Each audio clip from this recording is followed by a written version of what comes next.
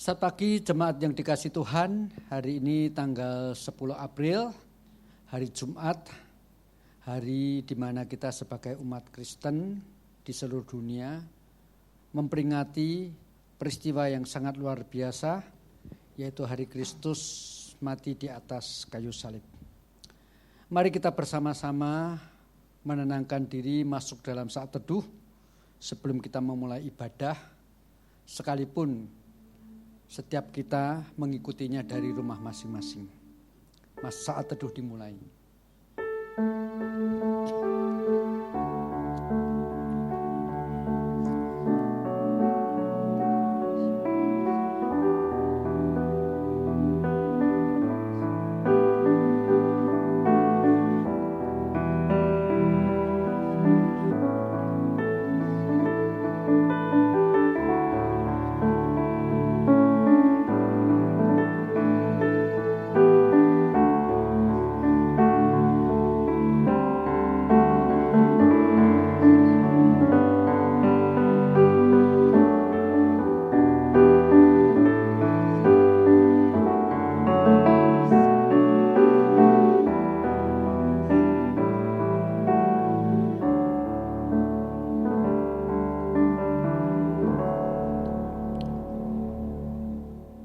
Pertolongan kita adalah dalam nama Tuhan yang menjadikan langit dan bumi, yang setia sampai selama-lamanya dan tidak meninggalkan pekerjaan tangannya.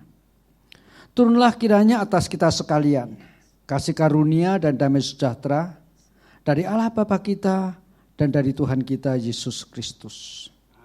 Amin.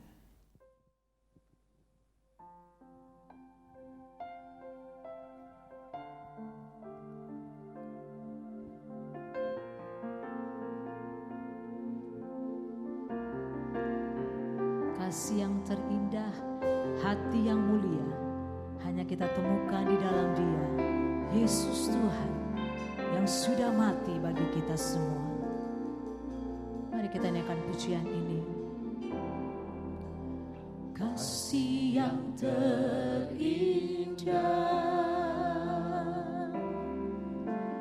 hati yang mulia,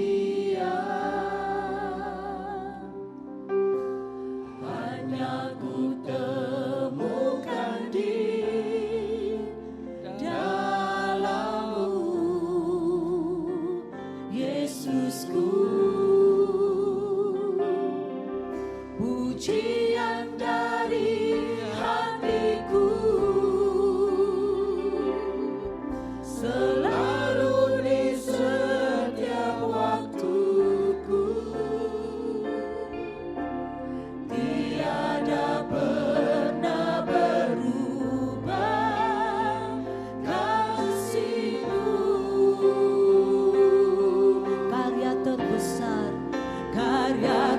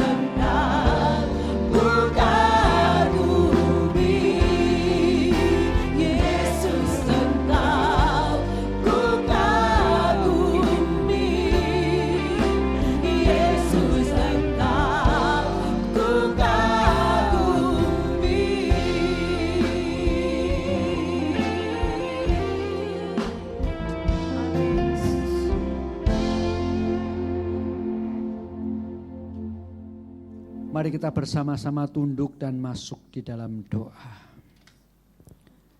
Ya Bapa Tuhan kami yang di surga, kami mengucap syukur. Di tengah-tengah kami tidak memungkinkan untuk beribadah bersama-sama, khususnya pada hari ini, hari Jumat Agung. Hari di mana kami harus memperingati kesengsaraan anak-Mu yang tunggal, yang Kau korbankan di atas kayu salib. Kami tetap bisa melakukan ibadah, walaupun setiap jemaat mengikutinya dari rumah kami masing-masing. Tapi kami mengucap syukur. Ini bukti bahwa sesungguhnya ibadah bagian yang sangat penting dalam kehidupan kami. Sehingga sekalipun kami tidak bisa berkumpul bersama-sama, Engkau memberikan kepada kami fasilitas untuk tetap dapat beribadah. Tuhan, biarlah ketika kami mulai memasuki ibadah untuk merenungkan kesengsaraan-Mu di atas kayu salib, yang Kau perbuat untuk mengasihi kami, bukti Engkau tidak pernah meninggalkan kami. Kami boleh sungguh-sungguh melalui puji-pujian yang kami nyanyikan, melalui doa yang kami panjatkan, melalui firman Tuhan yang kami dengar, boleh benar-benar sekali lagi mensyukuri akan cinta kasih-Mu yang luar biasa atas kami. Itu sebabnya ya Tuhan, biarlah ibadah kami pada pagi hari ini dari awal sampai akhir sepenuhnya Engkau boleh hadir di dalam setiap rumah kami masing-masing. Engkau menolong setiap kami, hamba-Mu yang menyampaikan firman Tuhan, worship leader, singer, pemusik, kameramen, yang mengoperasikan sound system. Bahkan setiap jemaat-Mu ya Tuhan, satu persatu di rumah masing-masing, bahkan yang di luar negeri ya Tuhan. Biarlah semuanya boleh mengikuti ibadah pagi hari ini di dalam hormat dan rasa syukur kepada-Mu. Dari awal sampai akhir daripada ibadah kami ini Tuhan, kiranya Engkau berkenan menikmatinya. Kami berdoa di dalam nama Tuhan kami, Yesus Kristus. Amin.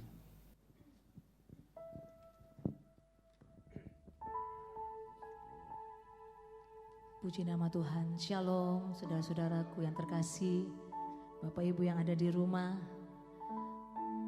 Kita jumpa kembali dalam ibadah Jumat Agung, di mana seluruh umat Tuhan boleh merayakan Jumat Agung, di mana kita mengenangkan kasih Tuhan, pengorbanan Tuhan yang sungguh mulia dan berharga di dalam kehidupan kita. Arahkan hatimu untuk memuji Dia, menyembah Dia. Kita merenungkan kasih Tuhan.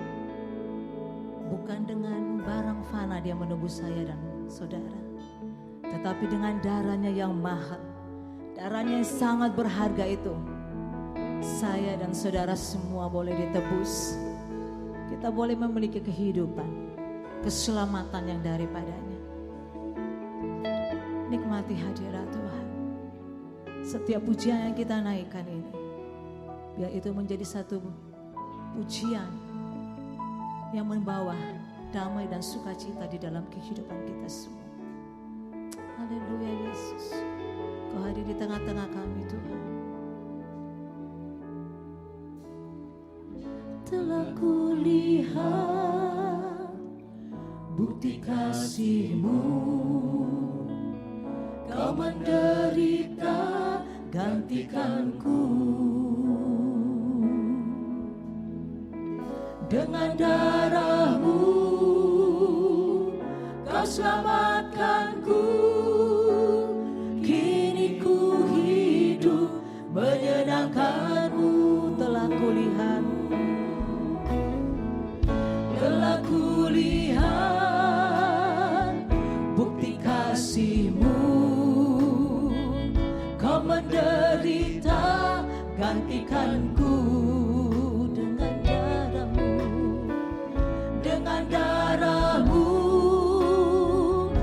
Selamatkanku,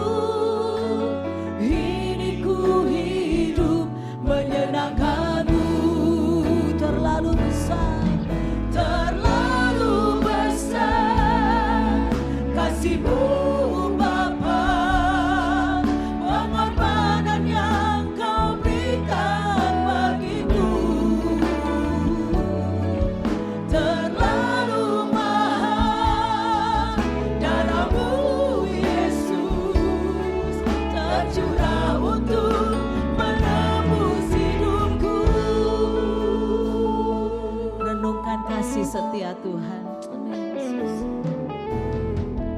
Telah kulihat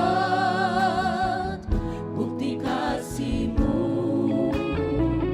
Kau menderita gantikanku. Dengan darah-Mu Kau selamatkanku. Kini ku hidup menyenangkan.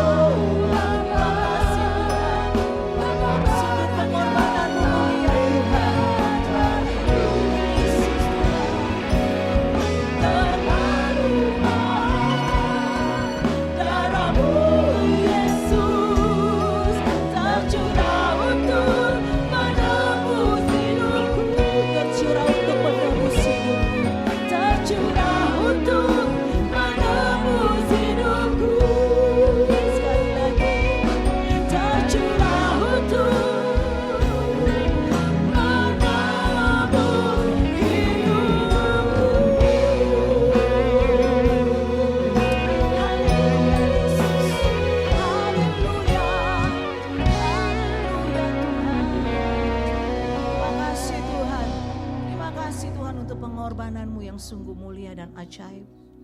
Terima kasih Yesusku. Tuhan, tolong kami Yesus. Biar setiap tetesan darah-Mu yang sudah tercurah di atas kayu salib, kami terus dapat menghargainya Tuhan. Sebab itu bukti kasih-Mu bagi kami umat manusia. Engkau rela menderita bagi kami. Engkau rela tersalib bagi kami. Agar kami memperoleh keselamatan Tuhan. Kami dapat hidup bersama-sama dengan-Mu Tuhan. Terima kasih Tuhan. Jamah kehidupan kami Tuhan. Jamah kami yang ada di rumah Tuhan. Jamah dengan kasih-Mu Tuhan. Darah-Mu membebaskan. Darah-Mu menguduskan. Darah-Mu menyembuhkan, menguatkan mereka lagi Tuhan. Terima kasih Tuhan untuk pengorbanan-Mu yang sungguh sempurna bagi kami, Yesus. Mari kita siapkan hati kita untuk mau sama-sama kita dengarkan firman Tuhan. Ku hidup oleh anugerah-Mu, yang terbaik ku terima dari-Mu. Rancangan-Mu indah bagiku, sebab ku hidup selalu di dalam-Mu. Tiada pernah ku meragukan bukti kasih dan karya salib-Mu.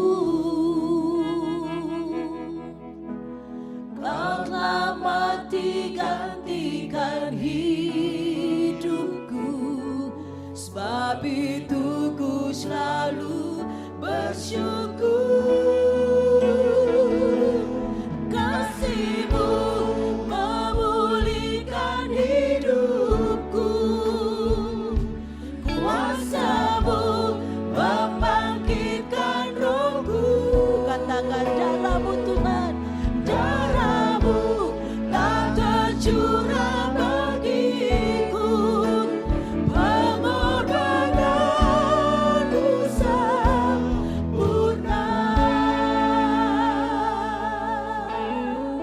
Ku hidup oleh karena anugerah-Mu Tuhan. Ku hidup oleh anugerah. Katakan, yang terbaik aku terima dari-Mu, Tuhanku. Amin. Rancangan-Mu indah bagiku, sebab ku hidup selalu di dalam-Mu. Tiada pernah ku meragukan bukti kasih dan karya salib-Mu. Kau telah mati gantikan hidupku, sebab itu ku selalu bersyukur. Kasih-Mu memulihkan hidupku, katakan kuasa-Mu membangkitkan rohku. Darah-Mu telah tercurah bagiku, pengorbanan-Mu sempurna. Mari semua nyanyikan pujian kasih-Mu Tuhan. Kasih-Mu memulihkan hidupku, kuasa-Mu membangkitkan rohku. Darah-Mu telah tercurah bagiku, pengorbanan-Mu sempurna.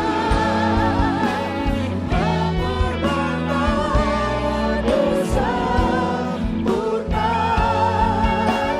Pengorbanan-Mu sempurna.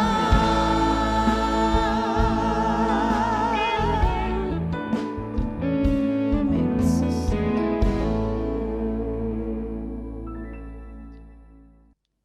Mari kita bersama-sama masuk di dalam doa sebelum kita merenungkan firman Tuhan.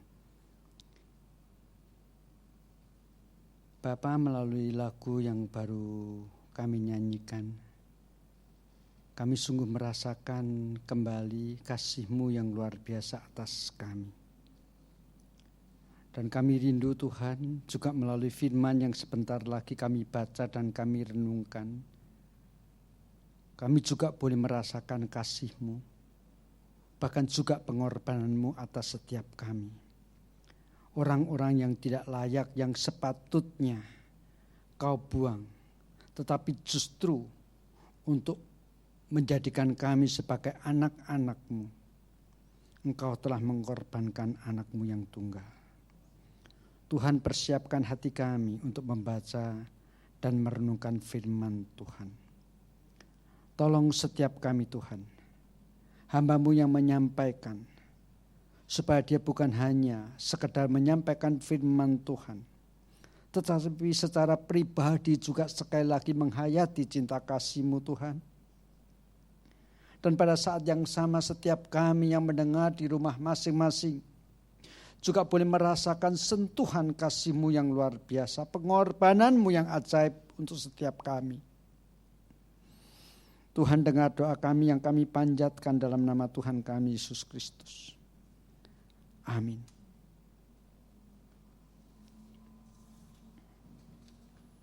Mari jemaat yang dikasihi Tuhan, pada hari yang sangat khusus ini, bahkan bukan saja khusus, harus kita selenggarakan secara istimewa. Yaitu kita merayakan, memperingati hari Jumat Agung di rumah kita masing-masing. Biarlah yang kita renungkan, yang kita lakukan sekarang ini tidak mengurangi kesungguhan kita untuk menghayati cinta kasih Tuhan. Saya akan membaca bagian firman Tuhan yang terambil dari Perjanjian Lama, yaitu kitab Nabi Yesaya. Perjanjian Lama kitab Nabi Yesaya pasal 53. Saya akan membaca 2 ayat saja. Atau sampai dengan ayat yang ke-6, 3 ayat. Yesaya pasal 53 ayat 4 sampai dengan ayat yang ke-6. Demikian bunyi firman Tuhan. Tetapi sesungguhnya penyakit kitalah yang ditanggungnya dan kesengsaraan kita yang dipikulnya. Padahal kita mengira dia kena tulah, dipukul dan ditindas Allah. Tetapi dia tertikam oleh karena pemberontakan kita. Dia diremukan oleh karena kejahatan kita. Ganjaran yang mendatangkan keselamatan bagi kita ditimpakan kepadanya. Dan oleh bilur-bilurnya kita menjadi sembuh. Kita sekalian sesat seperti domba. Masing-masing kita mengambil jalannya sendiri. Tetapi Tuhan menimpakan kepadanya kejahatan kita sekalian. Jemaat yang dikasihi Tuhan, kalau kita berbicara tentang Perjanjian Lama, lalu mulai berpikir, siapakah sesungguhnya tokoh Perjanjian Lama yang paling besar, khususnya bagi orang Israel? Siapakah orang yang jasanya paling besar bagi seluruh bangsa Israel? Maka saya percaya setiap kita langsung sepakat menyetujui bahwa orang itu adalah Musa. Sebab Musalah yang membawa bangsa Israel dari bangsa budak yang tidak mempunyai masa depan, yang tidak mempunyai pengharapan, yang setiap harinya hidupnya penuh dengan kesengsaraan. Kalau kita mencoba berpikir kondisi orang-orang Yahudi, orang-orang Israel pada waktu mereka menjadi budak di tanah Mesir. Ketika setiap hari, tiap laki-laki yang sudah dewasa, mereka meninggalkan rumahnya untuk bekerja. Tidak ada keyakinan bahwa petang hari akan kembali ke rumahnya. Sebab namanya juga cuma sekadar budak. Seringkali bahkan dalam kelelahan untuk istirahat pun tidak boleh. Apalagi jikalau kemudian Firaun menetapkan target bahwa secepat-cepatnya bangunan harus diselesaikan. Tetapi dari kondisi yang seperti ini, sebagai bangsa budak yang tidak mempunyai hak sama sekali, termasuk tidak mempunyai pengharapan akan masa depan, Musa telah membawanya keluar dari perbudakan Mesir. Maka bagaimana kita tidak mengatakan bahwa dia adalah tokoh yang paling berjasa bagi umat orang-orang Israel pada waktu itu. Tetapi unik sekali, sekalipun Tuhan sendiri yang memilih dia untuk menjadi alat membawa bangsa Israel keluar dari Mesir dengan caranya yang luar biasa. Dan itulah pertama, kedua, ketiga, demikian seterusnya yang membuat seluruh orang-orang Mesir melihat kemuliaan kuasa Allah yang tak luar biasa. Dan bahkan ketika kemudian Musa berhasil membawa bangsa Israel keluar dengan begitu ajaibnya, dengan tongkat yang ada di tangannya, bersandar kuasa Allah. Bangsa Israel yang seolah-olah mendekati waktu kematiannya, justru lolos dengan cara yang ajaib. Laut Merah pun terbelah.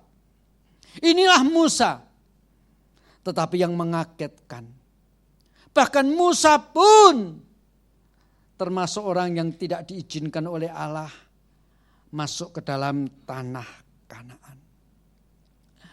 Ada satu pertanyaan besar yang mungkin kita tidak bisa menjawab.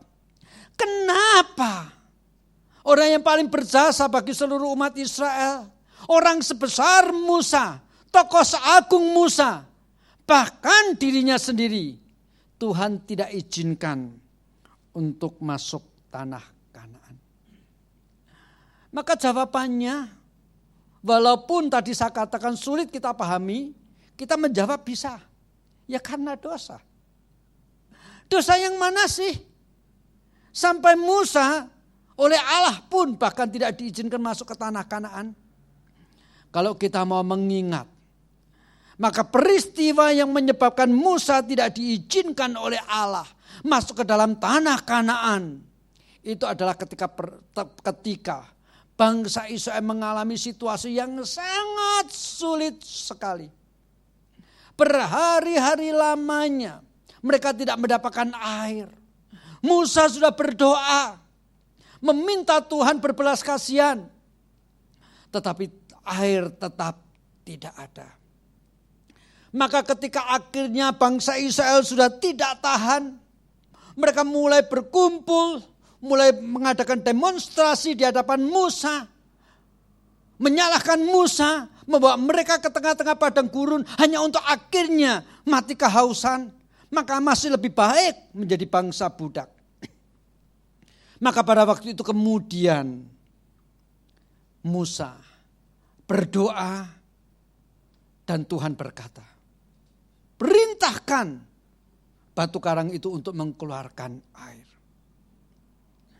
Musa mungkin merasa dipermainkan. Waktu dia berdoa, meminta Tuhan memberikan air, Tuhan seolah-olah berdiam diri. Tetapi ketika bangsa Israel mulai rusuh, mulai ramai-ramai menyalahkan dia berdoa, baru Tuhan memberikan jawaban. Dan jawabannya sangat sederhana, yaitu supaya Musa memerintahkan batu karang untuk mengeluarkan air. Maka dalam situasi yang begitu luar biasa, merasa sedih, marah campur aduk menjadi satu. Ketika Musa tidak mampu mengendalikan dirinya dan emosinya, dia bukan memerintahkan batu karang, tetapi memukul batu karang itu sampai akhirnya mengeluarkan air. Tapi justru melalui peristiwa ini, Musa dilarang dan tidak diizinkan oleh Tuhan masuk ke tanah Kanaan.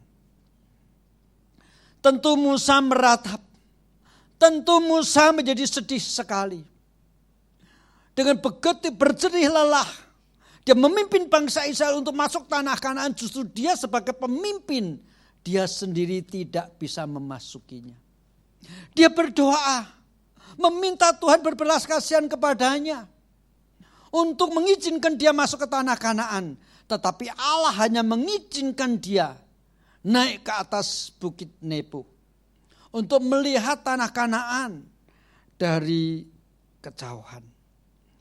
Tragis sekali peristiwa yang dialami oleh Musa.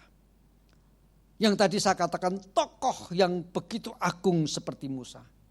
Tokoh yang jasanya luar biasa. Saya percaya tidak ada seorang tokoh perjanjian lama yang jasanya lebih besar daripada Musa. tetapi ia tidak diizinkan masuk ke tanah Kanaan. Mengapa demikian?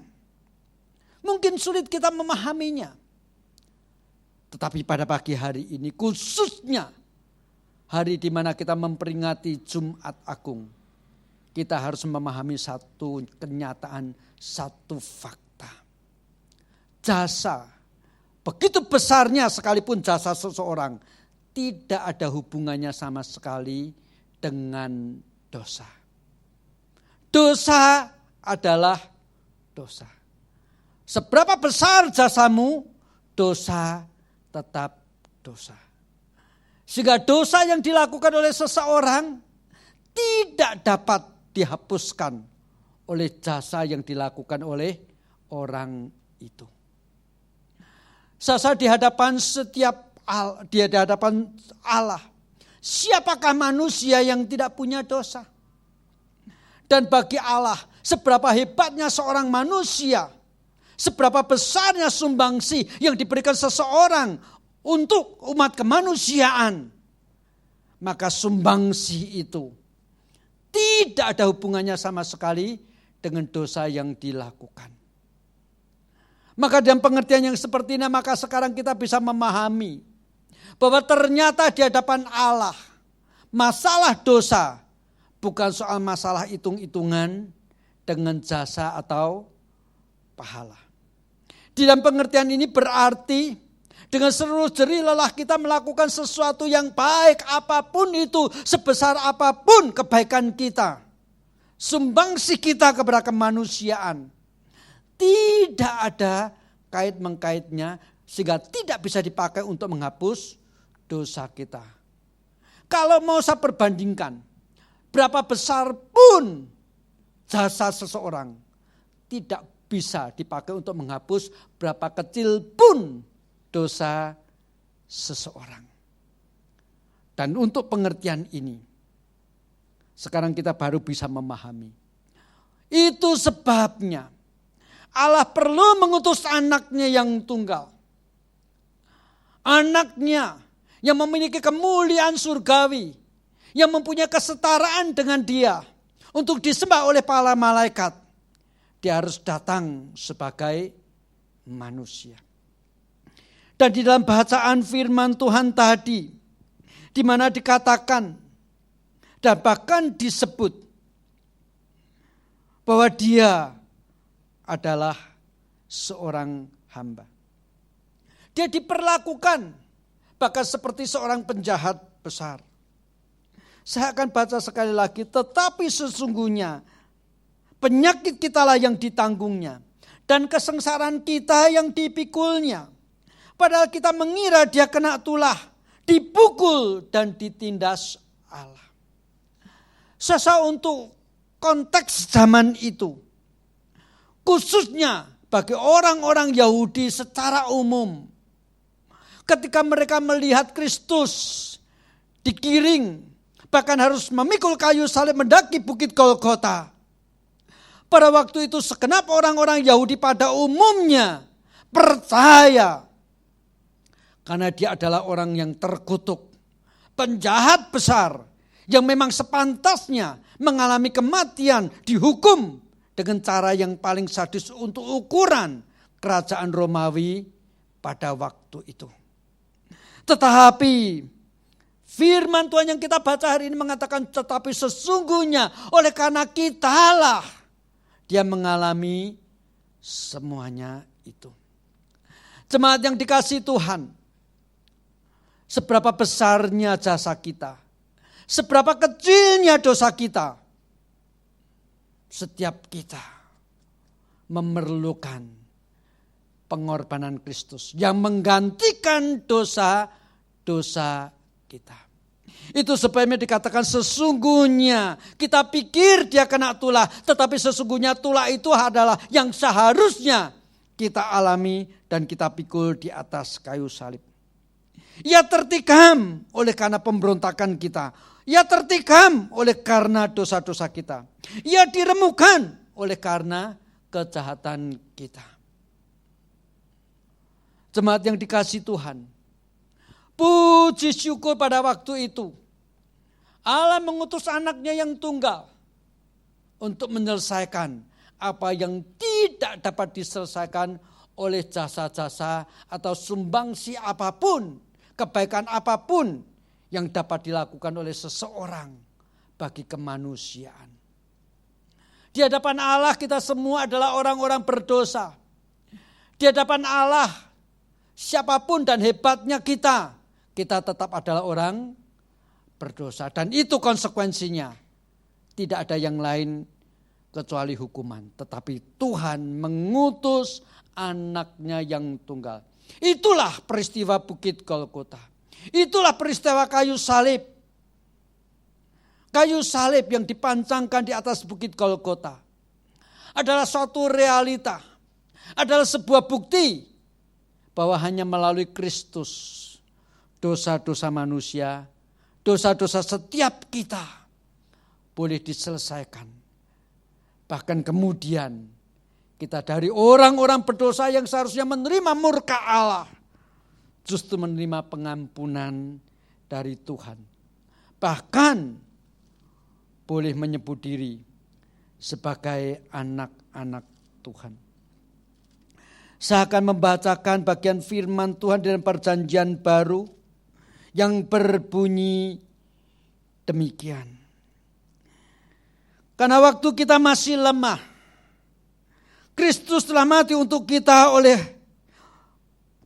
karena waktu kita masih lemah, Kristus telah mati untuk kita orang-orang durhaka pada waktu yang ditentukan oleh Allah. Sebab tidak mudah seorang mati untuk orang benar, tetapi mungkin untuk orang baik ada yang berani mati. Akan tetapi Allah menunjukkan kasih-Nya kepada kita. Oleh karena Kristus telah mati untuk kita ketika kita masih berdosa. Dan bagian firman Tuhan yang lain dalam 2 Korintus pasal 5 ayat yang ke-21 ditegaskan. Kematian Kristus adalah kematian yang menggantikan dosa-dosa kita. Kematian Kristus di atas kayu salib yang membuktikan kehebatan dan jasa manusia tidak ada artinya di hadapan Allah. Demikian bunyi daripada 2 Korintus pasal 5 ayat yang ke-21. Dia yang tidak mengenal dosa telah dibuatnya menjadi dosa karena kita, supaya dalam Dia kita dibenarkan oleh Allah. Sesungguhnya bukan kehebatan kita, bukan bahkan apa yang dapat kita lakukan untuk menyenangkan hati Allah, tetapi oleh karena kepada Kristus ditimpakan kutuk dosa. Itulah yang membuat kita boleh menjadi anak-anak Tuhan. Itulah yang terjadi pada waktu Allah mengkorbankan anaknya yang tunggal di atas kayu salib di Bukit Golgota pada waktu itu. Alkitab mencatat menjelang Kristus mati di atas kayu salib, kegelapan meliputi tempat itu. Saya mencoba bertanya-tanya, mengapakah menjelang Kristus mengalami kematian, kegelapan melingkupi tempat itu. Yang pertama ada semacam kesan. Anaknya yang paling dikasihi, yang selama pelayanannya minimal beberapa kali terdengar suara bahwa Yesus adalah anak yang dikasihinya. Yaitu pada waktu ia dibaptis. Yaitu pada waktu Musa dan Elia menampakkan diri di bukit. Dan kemudian yang ketiga kali dicatat dalam Injil Yohanes pasal 12. 3 kali dalam pelayanannya Allah berkata, inilah anakku yang kepadanya aku berkenan. Tetapi justru di Bukit Golgota, ketika terpaku di atas kayu salib, ketika tubuhnya penuh dengan luka, justru pada waktu itu Allah Bapa di surga seakan-akan memalingkan mukanya, bahkan memandang Kristus pun tidak. Itu sebabnya kegelapan meliputi tempat itu. Seakan-akan ketika Kristus dengan situasi yang begitu sulit karena tergantung di atas kayu salib mencoba menengadah ke langit, melihat Bapanya, kegelapan menutupinya. Sebab pada waktu itu Bapa di surga harus memandang dia menjadi orang yang paling berdosa, yang dosanya melebihi setiap kita. Sebab saya hanya memikul dosa saya, engkau hanya memikul dosa engkau, dia hanya memikul dosa dia. Sementara Kristus di atas kayu salib memikul dosa setiap orang berdosa. Di atas kayu salib Allah memandang dia mempunyai dosa yang lebih besar daripada dosa siapapun juga. Itu sebabnya kegelapan meliputi dia. Tetapi pada saat yang sama kegelapan itu seolah-olah mau mengatakan, hai engkau orang-orang berdosa, engkau tidak layak melihat anakku yang kukasihi harus aku buang dengan begitu luar biasa. Dan engkau hai orang-orang berdosa, tidak layak engkau melihat kesakitan yang dialami oleh anakku. Karena engkau, dia harus mengalami seperti itu. Oke, secara kasat mata orang-orang pada waktu itu tidak mampu melihat secara detail, tidak mampu melihat secara jelas bagaimana rasa sakit dan penderitaan yang dialami oleh Kristus di atas kayu salib. Tetapi biarlah pada pagi hari ini kita semua memahaminya dan melihatnya dengan mata rohani kita, dengan hati kita. Sehingga sekalipun hari itu kegelapan meliputi seluruh tempat itu, hati kita sekarang ini diterangi oleh kasih Allah. Diterangi oleh kuasa Roh Kudus. Sehingga hari ini kita boleh berkata, ya Tuhan, untuk kami, untuk aku, Engkau mengalami semuanya. Engkau mati untuk menggantikan aku. Oh Tuhan, siapakah aku? Aku orang-orang berdosa. Bahkan orang-orang di sekitar pun tidak mau menerima aku. Tetapi Engkau menerima aku dengan begitu luar biasa. Sungguh besar ya Tuhan kasih-Mu untuk aku. Itulah Kristus mati bagi aku. Di atas kayu salib Kristus bukan mati karena dosa-dosa yang diperbuatnya. Alkitab dengan tegas mengatakan dia tidak berbuat dosa. Dia mati bukan karena perbuatan-perbuatannya. Kita sangka ia kena tulah. Tetapi sesungguhnya oleh karena kita ia mati. Bahkan Yesaya pasal 53 tadi mengatakan melalui bilur-bilurnya, melalui setiap tetes-tetes darah yang keluar dari tubuhnya, itu menyembuhkan penyakit kita. Bagi saya mempunyai dua pengertian. Memang yang pertama, penyakit yang paling parah, yang semua dokter di seluruh dunia, dari dulu sampai akhir zaman tak akan mampu menyembuhkan. Yaitu penyakit rohani kita, yaitu dosa-dosa kita. Melalui bilur-bilurnya dosa-dosa kita dihapuskan. Tapi saya percaya ayat ini juga boleh mempunyai pengertian hurufiah.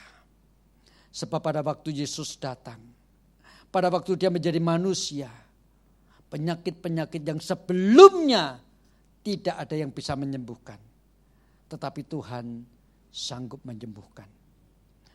Bagi saya salah satu penyakit yang menjadi tanda bahwa Kristus adalah Mesias, yang melalui bilur-bilurnya menyembuhkan segala macam penyakit, yaitu pada waktu orang buta, apalagi buta sejak lahir, mendapatkan kesembuhan oleh jamahan tangan Tuhan. Injil Yohanes pasal 9 mencatat, ada seorang yang sejak lahir buta. Tuhan Yesus menyembuhkannya. Dan orang ini berkata, sejak dahulu tidak pernah terjadi ada orang yang sanggup menyembuhkan mata orang yang buta. Perjanjian Lama mencatat ada orang mati dibangkitkan oleh Elia, oleh Elisa. Perjanjian Lama mencatat ada orang sakit kusta disembuhkan. Tetapi Alkitab Perjanjian Lama tidak pernah mencatat ada seorang yang buta disembuhkan. Sebab orang yang buta pada Perjanjian Lama menggambarkan orang-orang yang hidup di dalam dosa. Dan yang dapat memberikan penglihatan kepada orang-orang yang hidup di dalam kegelapan karena dosa hanyalah Allah yang adalah terang itu sendiri. Itu sebabnya Kristus berkata, akulah terang dunia. Terang itulah yang menjadi manusia di dalam Kristus Yesus yang mati di atas kayu salib. Supaya melalui bilur-bilurnya penyakit-penyakit kita disembuhkan. Biarlah pada saat-saat seperti ini ketika kita harus merayakan, memperingati hari Jumat Agung di rumah kita masing-masing, karena sedang dilanda oleh wabah COVID-19, kita tetap ingat kuasa Kristus melampaui wabah yang sedang mendunia. Memang kita tidak tahu persis sampai kapan wabah ini akan masih tetap berlangsung. Dan bahkan khususnya di kota Jakarta dan di Indonesia. Tetapi kita boleh menarik kesimpulan. Kekuatan, kuasa Corona dan COVID-19 tidak melampaui kuasa Kristus. Biarlah hari ini, pada waktu kita sedang ketakutan oleh karena COVID, kita teringat Kristus tergantung di atas kayu salib untuk semuanya itu. Mari kita bersama-sama tunduk sejenak, kita merenung, kita menghayati cinta kasih Tuhan.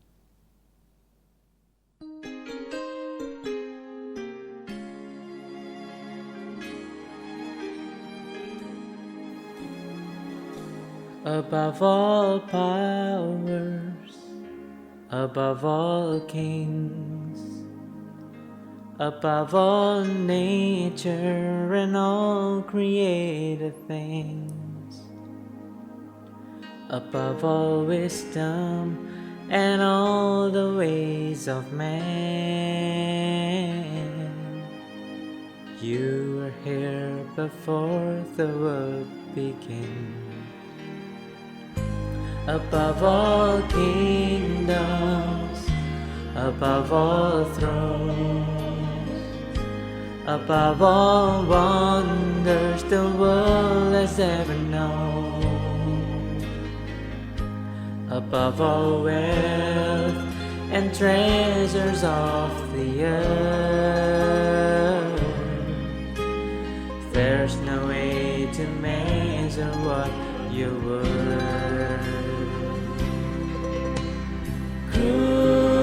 Crucified, laid behind the stone, you lived to die, rejected and alone, like a rose trampled on the ground. You took the fall and thought of me above all.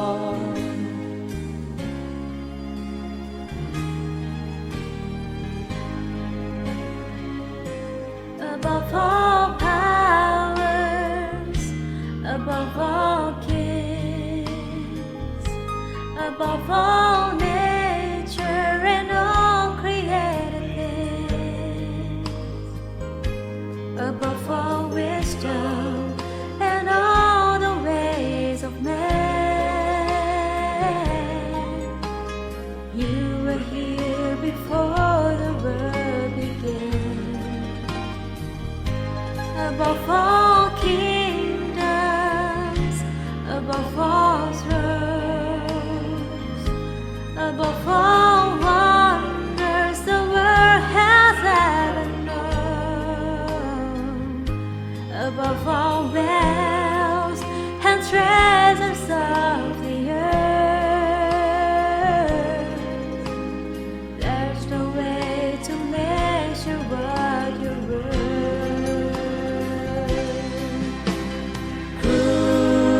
Crucified, laid behind the stone, you lived to die, rejected and alone, like a rose trampled on the ground. You took the fall and thought of me above all. Crucified, laid behind the stone, you lived to die, rejected and alone, like a rose trampled on the ground. You took the fall and thought of me above all, like a rose trampled on the ground. You took the fall and thought of me above all.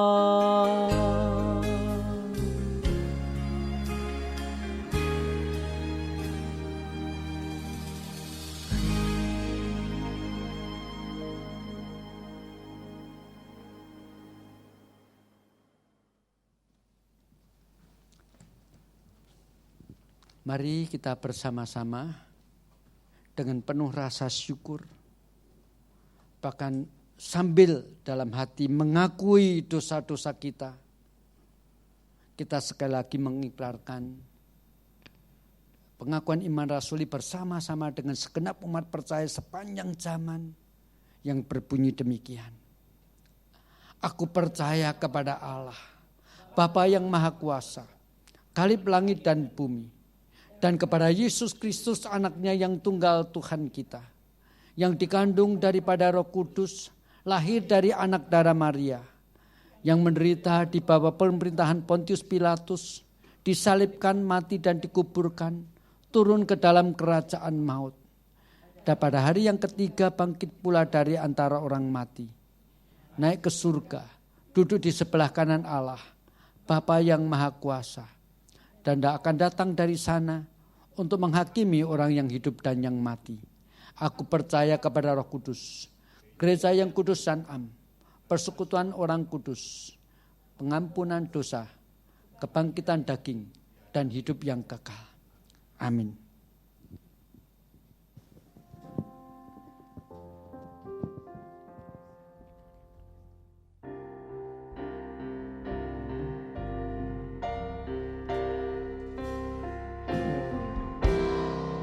Karya terbesar dalam hidupku, pengorbananmu yang selamatkanku.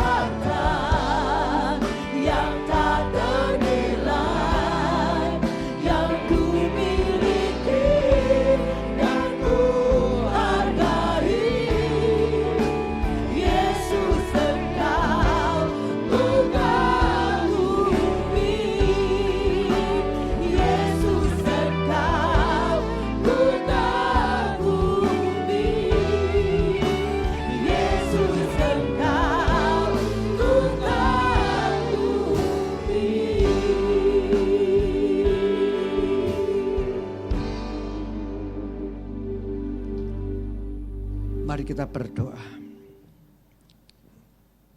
Ya Tuhan,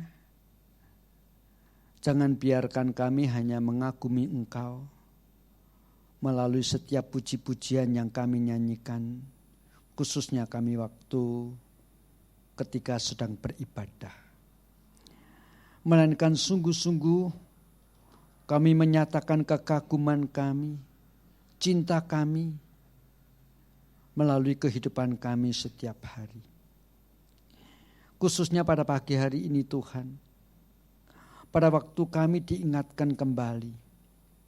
Memang benar ya Tuhan, bukan karena kebaikan kami, bukan karena jasa-jasa kami, bukan karena sumbangsi-sumbangsi yang dapat kami lakukan, baik kepada sesama kami. Terlebih lagi apa sih yang dapat kami lakukan untuk Engkau Tuhan. Tetapi justru oleh pengorbanan-Mu ya Tuhan. Kasih-Mu yang luar biasa atas kami ya Tuhan. Kami boleh bukan saja mendapatkan penebusan.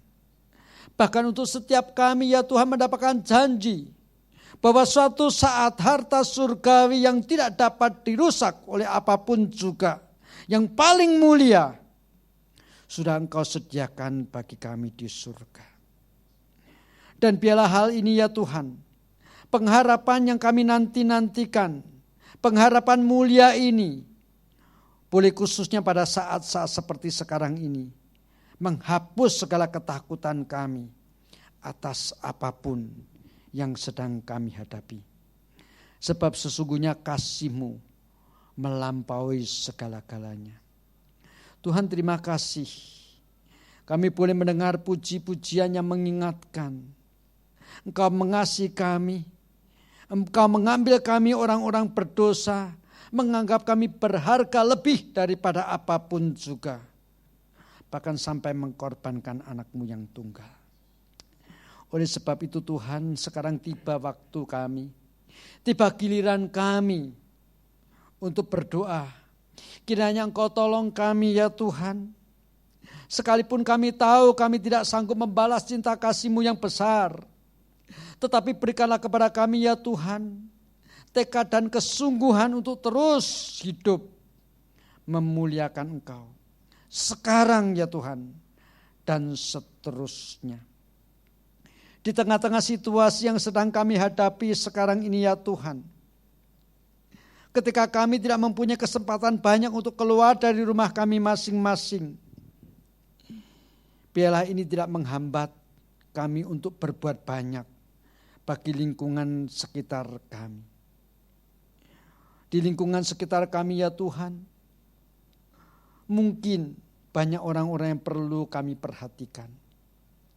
Itu sebabnya ya Tuhan, penuhilah hati kami masing-masing dengan cinta kasih-Mu.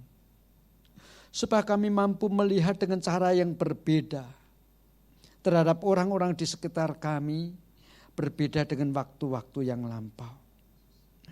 Mungkin untuk petugas-petugas keamanan yang menjaga kompleks perumahan kami. Selama ini kami kurang memberikan perhatian kepada mereka. Berikanlah kepada kami ya Tuhan kemampuan. Bukan saja menghargai pengorbanan mereka. Sebab pada waktu kami tidur, mereka berjaga-jaga.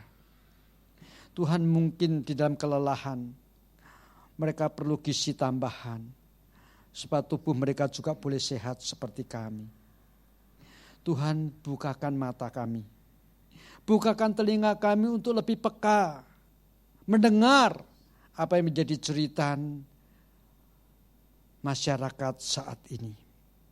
Dan pakailah kami Tuhan menjadi penyalur berkat bagi mereka.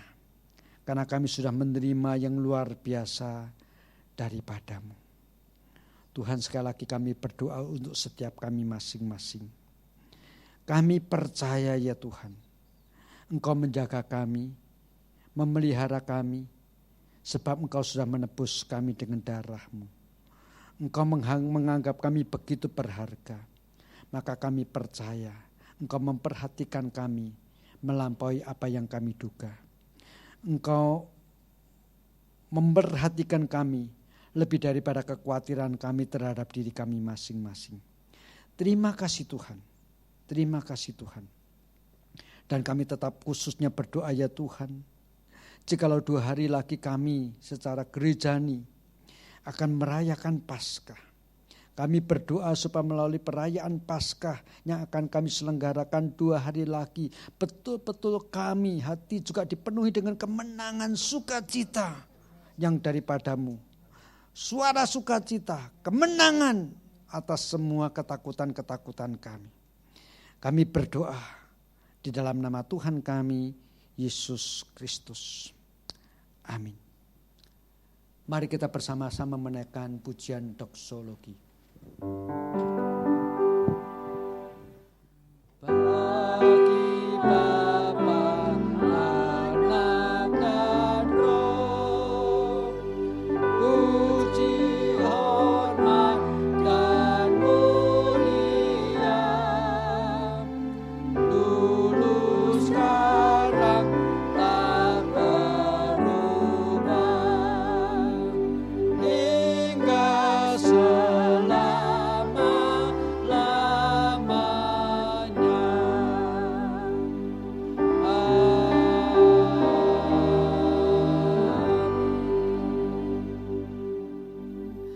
Jemaat yang dikasihi Tuhan, terimalah berkat daripadanya.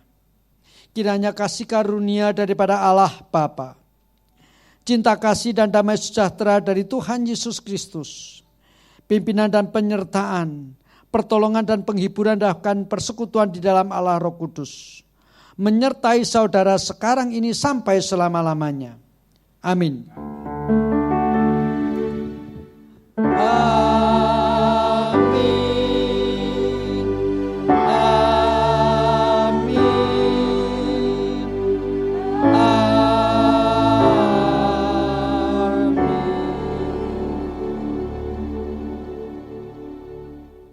Doa teduh, ibadah selesai.